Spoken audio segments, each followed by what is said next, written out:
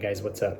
I just pounded down about 2,200 calories. It was a few hours ago, but I know my body's metabolized all of that as of now, and I'm going to do a Keto Mojo GKI test to see where I'm at. If you don't know what GKI is, it is glucose ketone index. It's basically the value of your ketones versus your glucose, your blood sugar.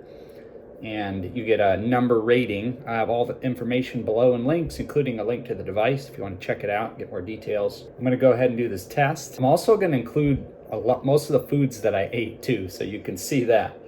And this is going to be really interesting because normally when I do a test on a specific food, and I'll do a GKI test about, an hour or two later to see how it metabolizes, to see what my GKI turns into. But this was a massive amount of food. And I also had one of these things, cherry slush. I don't recommend drinking these. I really don't. It's a tiny can, and it's kind of my guilty pleasure drink.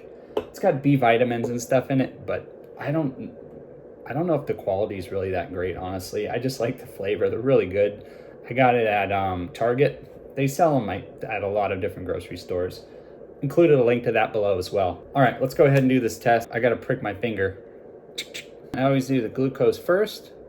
And you don't even have to turn the meter on. You just put the glucose strip in, get a sample here. Try not to touch, and then it counts down. For the glucose, it's five seconds. Glucose is high, 99. Whoa. Well, that makes sense. I mean, I did eat a lot, and that wasn't that long ago. So, all right, let's see what my ketones are at.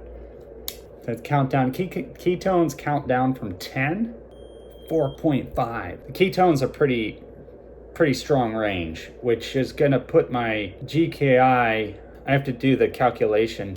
Let's do that. So I'm at 1.22 GKI, which is actually pretty good considering this puts you in a range from 1 to 3, which they state as you're in a high therapeutic level of ketosis. Below 1.0, which I achieve routinely, is you're in the highest therapeutic level of ketosis.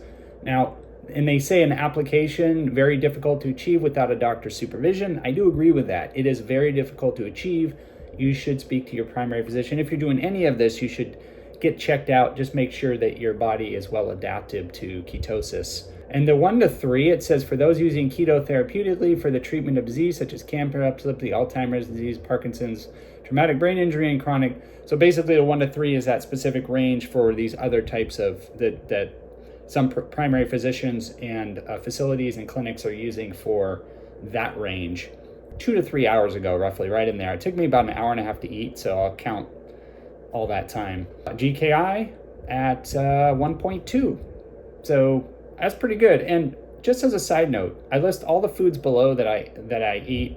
Hopefully I listed all of them. There's a lot of various, but they're all within the bounds of what one could say, and this isn't medical advice, but what one could say are recommended for achieving and maintaining ketosis, the types of foods that the body would generally be metabolizing to maintain that state. All right, guys, thanks for watching. Hope you enjoyed.